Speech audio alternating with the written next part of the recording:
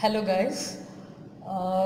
In the previous video we have seen what are periodic properties, and we started learning about atomic and ionic radii. In that series we are going to see two more important periodic properties of elements, that is ionization enthalpy and electron gain enthalpy. If energy is supplied to an atom, electrons get promoted to the higher energy levels. We have seen this in the second lesson. In Bohr's atom model also we have seen, if energy is supplied to an atom, electrons get promoted to higher energy levels. If sufficient energy is supplied, electron may be removed from that particular atom, resulting in the formation of a positively charged ion. So, the minimum amount of energy required to remove the most loosely bound electron from an isolated gaseous atom so as to convert it into a gaseous cation. So, it is the ionization enthalpy. So, what is ionization enthalpy? The minimum amount of energy required to remove an electron from an atom. What electron is that? Most loosely bound electron. From which atom? From an isolated, which means an atom which is isolated in the gaseous form. So when you do that, what happens to that atom? It loses an electron and it gets converted into a positively charged ion. Now see, it can be represented like this. You are taking a gaseous atom, you are supplying energy. So electron is removed from that and that atom gets converted into gaseous cation. So this energy that is required to remove an electron from an atom is called as ionization enthalpy, and it is a positive value because you are supplying energy to the system. So when you are giving energy to the system, then that value will be a positive value. So to represent these ionization enthalpy, different units are used. See, you can use electron volt per atom or kilocalories per mole inverse or kilojoule mole inverse, and you should know the relationship between each of these units. See, 1 electron volt per atom is equal to 23.06 kilocalories mole inverse, which in turn is equal to 96.49 kilojoule mole inverse, which means 1 electron per volt per atom is equal to 96.49 kilojoule mole inverse. So you can express ionization enthalpy in any of these units. We usually prefer kilojoule mole inverse or electron volt per atom. So remember, when electron is removed from an atom, it changes into a positive ion, and for that you need to supply an energy to remove an electron from that atom. Now, what is successive ionization enthalpies? Just now we defined what is ionization enthalpy. The energy required to remove the most loosely bound electron from the isolated gaseous atom is called its first ionization enthalpy. So the energy required to remove the first electron is called as first ionization enthalpy, and it is represented as IE1. See, from the atom you are giving ionization enthalpy and you are removing an electron, so that atom changes into a positive cation.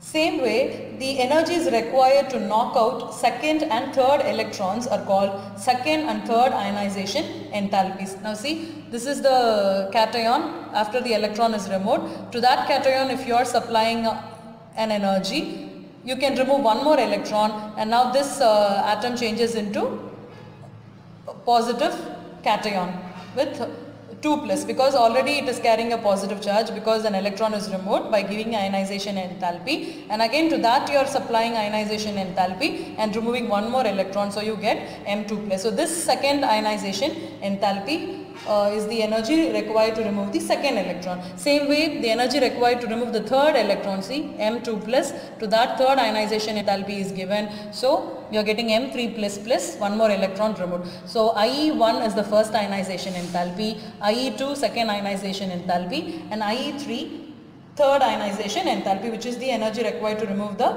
third electron from the atom. So the ionization enthalpies required to remove first, second, third, etc. electrons from an isolated gaseous atom are called successive ionization enthalpies. If you see these values for one particular atom, I mean these first, second and third ionization enthalpy, usually first ionization enthalpy will be lesser than the second and third.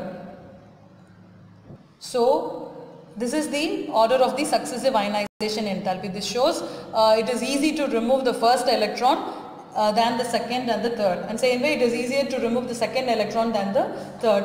How can you explain this? When one electron is removed from the neutral gaseous atom, see this is a neutral gaseous atom because it does not carry any charge. So when one electron is removed from that, the positively charged cation is formed. But remember, one electron is removed, but the number of protons in the nucleus remains the same. So as a result, the electrostatic attraction between the nucleus and the remaining electrons in the cations increases. So now, when you want to remove an electron from this, you are actually removing from a positively charged cation, where the attraction between the nucleus and the electron is stronger. So you need to give more energy to remove the second electron. Same in the case of third energy. So when you removed the first electron, the atom was a neutral atom. So it was easier to remove the first electron. But when you remove the second electron, you are removing it from the positively charged cation. So you need to give more energy. So that is the reason second ionization enthalpy is higher than the first ionization enthalpy, and so on. If you see your textbook, in this lesson they have given you 3 graphs in this under this topic, ionization enthalpy. So these are the 3 graphs. The first graph is the variation of first ionization enthalpy with atomic number for the elements with the atomic number 1 to 60. So for the first 60 elements, the first ionization enthalpy, how it varies with the atomic number, that graph is given. So when you see that curves in the graph, you can see there will be a maximum for the noble gases and a minimum for the alkali metals. What graph is this? It is the variation of the first ionization enthalpy. What is first ionization enthalpy? The energy required to remove an electron. So that energy that is required to remove the first electron is maximum for the noble gases and it is minimum for the alkali metals. So this is the first graph. And the second graph is the variation of first ionization enthalpy of the elements of the second period with atomic number. Just the elements from lithium to neon, how the first ionization enthalpy varies with the atomic number. If you see that graph, you can notice ionization enthalpy increases across a period, which means if you move from left to right of the periodic table, ionization enthalpy increases. And the third graph is the variation of first ionization enthalpy of the elements of group 1, which means alkali metals with atomic number. When we say alkali metals, what elements? From lithium to cesium. If you see the graph, that graph shows you the variation of the first ionization enthalpy of these elements with the atomic number. If you see that, you can notice that the ionization enthalpy decreases down a group. So these are the 3 graphs. So we are going to see the factors that are affecting ionization enthalpy to understand these graphs. So now we will move on. What are the topic? What are the factors that affect the ionization enthalpy? And what is ionization enthalpy again? The amount of energy required to remove an electron from a gaseous atom. So these are the factors which affect or governs the ionization enthalpy, which means whether the ionization enthalpy will be more or less for a given atom is decided by these 4 important factors. The first one is atomic size of the atom, penetration effect of the electrons, screening effect of inner electrons, effect of arrangement of electrons. And now let's see one by one. The first one, first factor which governs the ionization enthalpy is atomic size of that particular atom. Throughout this explanation, please remember what is ionization enthalpy. Ionization enthalpy is the energy required to remove an electron from an atom. So now when the atomic size increases, ionization enthalpy decreases. Why? I have taken 2 examples. Why ionization enthalpy decreases when there is an increase in the atomic size. When the atomic size increases, the distance of the outer electron from the nucleus increases. So what happens? The attractive force on the outer electron by the nucleus decreases. So as a result, it will be easier to remove the electrons from the outermost shell, because the outer electrons are held less firmly as it is at a greater distance from the nucleus as the size of the atom increases. So we need less energy to remove the electron. So the ionization enthalpy decreases. Let's try to understand this with an example. I have taken two atoms, lithium and sodium. The atomic number of lithium is 3 and sodium is 11. So what will be the configuration? 2, 1, and for sodium it's 2, 8, 1. Now look at this pictorial representation of these atom. This is lithium's atom. See, we have two shells, 2, 1, K and L, and here we have 3 shells. Now here the distance from the nucleus and the outermost shell electron is small, whereas here it is at a larger distance. So here the nucleus is holding the electron strongly than here, because here, even though the atomic number is 11 and the nuclear charge is 11, the distance from the nucleus is more for this electron. So it is not strongly held. So it is easier to remove this electron than this electron. So as the atomic size increases, the ionization enthalpy decreases. So you can say ionization enthalpy is inversely proportional to the atomic size. So this is the first factor which governs the ionization enthalpy. And the second factor is penetration effect of the electrons. The ionization enthalpy increases with increase in the penetration effect of electrons. We very well know that in case of multi-electron atoms, the electrons of the s orbital has the maximum probability of being found near the nucleus. And this probability goes on decreasing in the case of p, d and f orbitals of the same shell. Which means the s electrons of any shell are more penetrating towards the nucleus than p electrons of the same shell. So within the same shell, the penetration effect decreases in this order. So S is more penetrating in the nucleus than P, which is more penetrating than D, which is more penetrating than F. So if the penetration effect of the electron is more, which means it will be closer to the nucleus and hence will be held more firmly by the nucleus. If it is held more firmly by the nucleus, do you think it's easy to remove that electron? No, it is not possible. So you need to give more energy. So the ionization enthalpy increases. So as the penetration effect of electrons increases in this order, the the ionization enthalpy decreases in this order. I mean the penetration effect of the electrons decreases in this order. So as you move in this order, it is easier to remove the electron. So the ionization enthalpy decreases. Now let's take this example. Here aluminum's atomic number is 13. So this is the configuration of aluminium, and for magnesium with atomic number 12, this is the electronic configuration. Now here the outermost electron is in the M shell, which is present in P subshell, and here this electron, outermost electron, is also in the M shell, but it is in the S subshell, and we know S subshell is more penetrating than P. So from which shell it is difficult to remove the electron, here or here? It is difficult to remove from here because S is more penetrating. So magnesium's ionization enthalpy is greater than aluminium's ionization enthalpy, which means it is difficult to remove the outermost electron from magnesium than aluminium. Same way, if you take boron and beryllium, see the electronic configuration of boron is this. The outermost electron is present in the P subshell. Here it is present in the S subshell.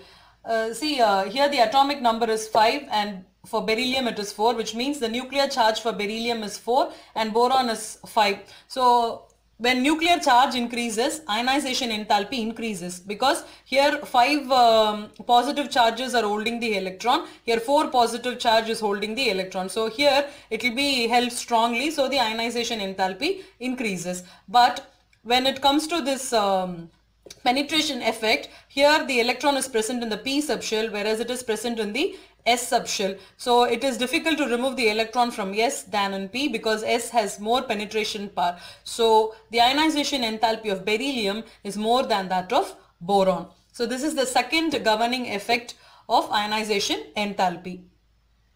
The third factor affecting the ionization enthalpy is shielding or screening effect of inner shell electrons. As the shielding of the inner electron increases, the ionization enthalpy decreases. So you can say ionization enthalpy is inversely proportional to screening effect. When you take multi-electron atoms, which means more than one electron is present in an atom, the electrons in the valence shell experience an attractive force from the nucleus. See, we'll take this example. This is the electron on the valence shell. This is experiencing the charge, a force, attractive force from the nucleus. Because in the nucleus we have protons which are positively charged, and they will attract these electrons. So these electrons will experience a force of attraction. So this charge is called as the total nuclear charge. The total nuclear charge. For chromium, the total nuclear charge is 24, because the atomic number of chromium is 24. So if this electron experiences the full nuclear charge, we call this as total nuclear charge, and it is nothing but the atomic number, which is represented as Z. Now, this electron not only experiences an attractive force from the nucleus, it also experiences a repulsive force from the electrons in the inner shell. Now see, we have electrons in the inner shell. In the case of chromium, we have 5 plus 6 plus 2. So we have total 13 electrons in the inner shell, and this electron in the outer shell experiences a repulsive force from this inner shell electrons. So what happens is, the valence shell electrons do not feel the full charge of the nucleus, because the full charge which is coming out of the nucleus is screened by these inner electrons. So only a little amount of the actual charge is experienced by this electron, the valence electron. So the actual charge felt by the valence shell electron is called as effective nuclear charge. So Z is the full charge of the nucleus, and because of this screening by the inner electrons, only a partial charge is experienced by this electron. So that partial charge which is felt by this valence electron is called as effective nuclear charge, and it is represented as Z effective. And that Z effective is equal to the total nuclear charge minus the screening constant. We have some calculation methods to find out this screening constant. So when you subtract that screening constant by the inner electrons from the total nuclear charge, you get the effective nuclear charge. So as the screening increases, what happens? The electron is not experiencing the full charge of the nucleus. So now it is easier to remove the electron. So as the screening increases, the ionization enthalpy decreases, because it is becoming easier to remove the electron. So you need not give more energy. So when there is an increase in the number of electrons in the inner shells, it tends to decrease the ionization enthalpy. And the next factor which governs the ionization enthalpy is the arrangement of electrons, or the electronic configuration. If an atom contains exactly half filled or completely filled orbitals, then such an arrangement has extra stability. We have seen in the second chapter that when there is half filled or completely filled orbitals, they have extra stability. So when they are extra stable, then do you think the removal of such an electron is easier? No, it's not easy. So you need to give more ionization energy. The removal of an electron from such a stable atom requires more energy than expected. So if atoms contain exactly half filled or completely filled orbitals, such an arrangement has extra stability, so the ionization enthalpy increases. Let's take an example of nitrogen and oxygen. See, look here, nitrogen's atomic number is 7, so 1s2, 2s2, 2p3. For oxygen, it is 8, 1s2, 2s2, 2p4. So here in this case, we have p orbital. What is the maximum capacity of p orbital? It can hold 6 electrons. Now it has got 3, which means this is half filled. Here in p orbital, we have 4 electrons. So which is more stable? Half filled is more stable. So this is extra stable. So to remove an electron from nitrogen needs more ionization enthalpy. So nitrogen has higher ionization enthalpy than oxygen. And same way, if you take phosphorus and sulfur, phosphorus atomic number is 15 and it has 3p3 configuration. In the case of sulfur, we have 3p4. Here again, it is half filled with 3 electrons in p orbital, so it is extra stable. And remember, we know of all the elements in the periodic table, which elements have very stable electronic configuration?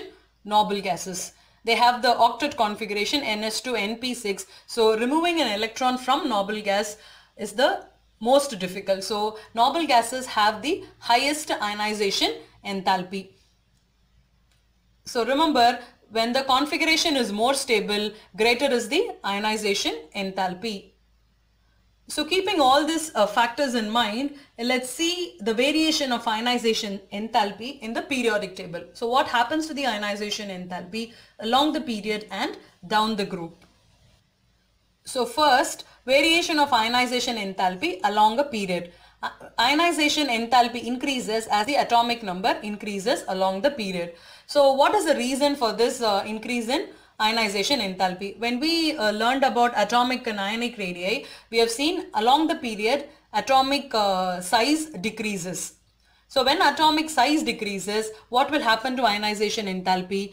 Ionization enthalpy will increase because it is difficult to remove the electron. So the reason why along a period ionization enthalpy increases is increased nuclear charge, because atomic number increases, and smaller atomic radii. So this is the reason why ionization enthalpy increases along a period.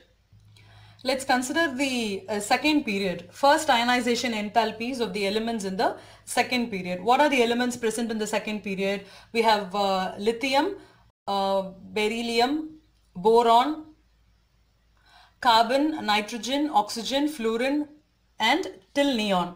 So these are the elements present in the second period. Now let's see how the ionization enthalpy changes along the period. We have said ionization enthalpy increases along the period, but there are certain exceptions. Now see, from lithium to beryllium, the ionization enthalpy increases because what is increasing? Nuclear charge is increasing. For lithium it is 3, for beryllium it is 4. So the ionization enthalpy is more for beryllium than for lithium. Now from beryllium to boron, we expect the ionization enthalpy to increase because that is the general trend. So compared to beryllium, boron should have higher ionization enthalpy. But no, the ionization enthalpy of boron is lesser than that of beryllium. Just now we have seen the reason, because in beryllium the configuration is 2s2, the outer electronic configuration, whereas for boron it is 2p1. So here electron should be removed from S subshell and here it is P subshell. Or one more reason you can say, here we have 2s2, here 2p1.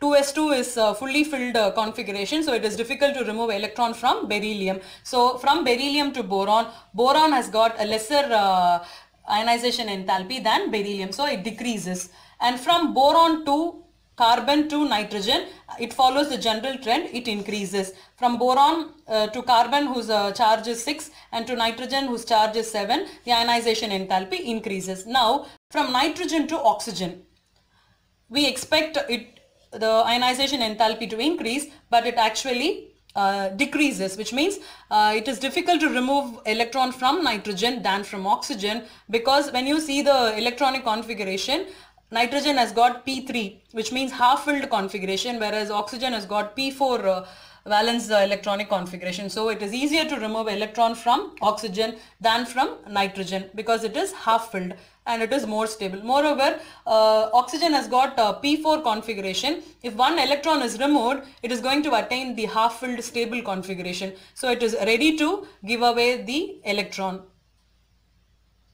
So the ionization enthalpy is less for oxygen than for nitrogen. Now moving from oxygen to fluorine to neon, it follows the general trend, it increases. So generally along a period ionization enthalpy increases, but there are exceptions which we explain using those factors governing the ionization enthalpy. Now variation down a group. It is very simple. Ionization enthalpy decreases down the group because as you move down the group, the atomic size increases. As the atomic size increases, at the same time, screening also increases. Both these factors contribute to the lower ionization enthalpy. So, down the group, ionization enthalpy decreases. Now let's move on to the next atomic property, periodic property, which is electron gain enthalpy. We have seen ionization enthalpy. It is the energy required to remove the electron from an atom. That is the ionization enthalpy.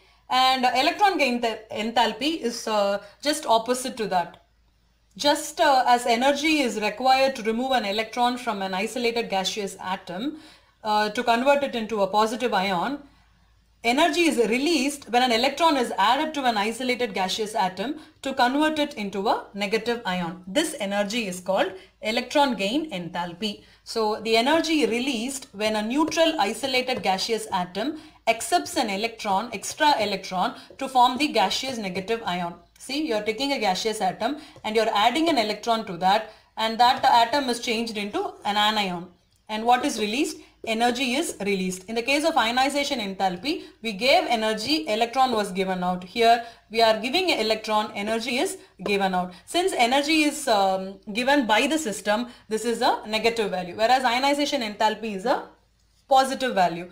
So it doesn't mean the electron gain enthalpy is always negative. If the electron accepts the electron, if the atom accepts the electron, then it releases energy. If it is not willing to accept the electron, we have to provide energy and the atom is destabilized, and then the atom is made to accept the electron. In such cases, electron gain enthalpy will be positive. So to put it in simple ways, electron gain enthalpy of an element is a measure of the firmness or strength with which an extra electron is bound to that particular atom. So just like ionization enthalpy, electron gain enthalpy is measured in these units: electron volts per atom or kilojoule per mole. So if the process of adding an electron, just now I told you, it can be exothermic or endothermic, which means it can be having negative value or positive value. So remember, if the atom easily accepts the electron, then the value will be more negative. So it releases more energy. If it is not accepting, if we are providing energy, then it will be more positive. Just like in ionization enthalpy, we have successive electron gain enthalpies.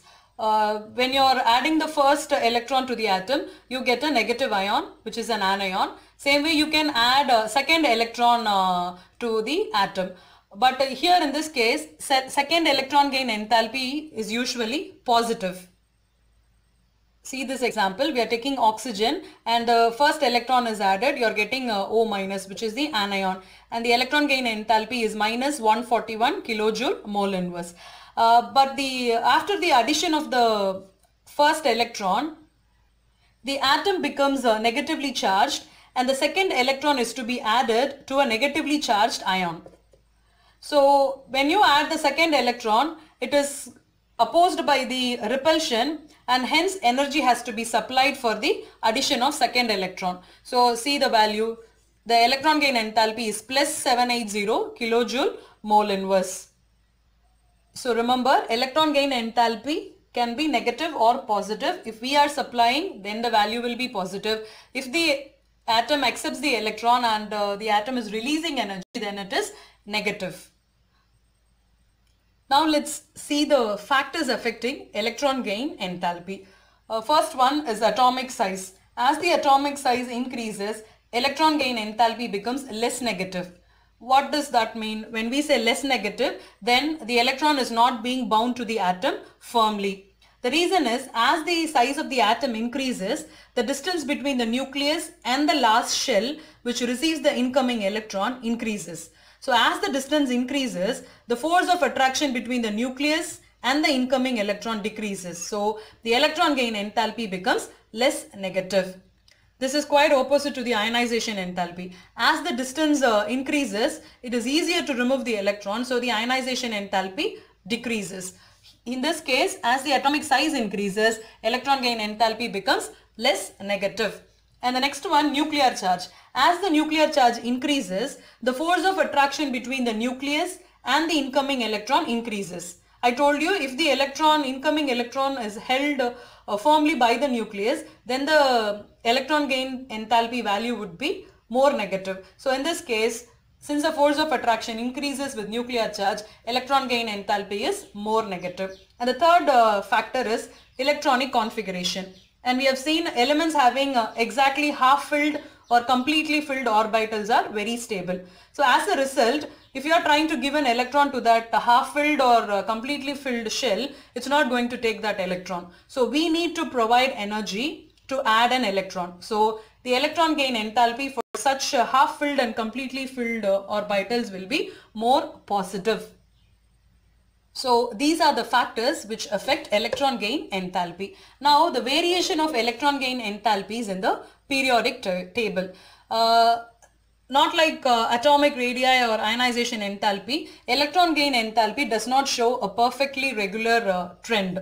But general, you can say along the period, the electron gain enthalpy becomes more negative, and down the group, the electron gain enthalpy becomes less negative. And you can give a reason for this with the atomic size. First, as we move across a period from left to right of the periodic table, the nuclear charge increases and the atomic size decreases. Both these factors tend to increase the attraction by the nucleus for the incoming electron. So obviously electron gain enthalpy will be more negative. So that is the reason along the period electron gain enthalpy is more negative. Now coming to down the group, as you move down the group from top to bottom in a periodic table, both atomic size and the nuclear charge increase. But the effect of increase in the size is much more pronounced than the nuclear charge. So with increase in atomic size, the attraction of the nucleus for the incoming electron decreases, and hence electron gain enthalpy becomes less negative. So that is the reason down the group electron gain enthalpy becomes less negative. In the next video, we'll try to solve a few problems based on these concepts of ionization enthalpy and electron gain enthalpy.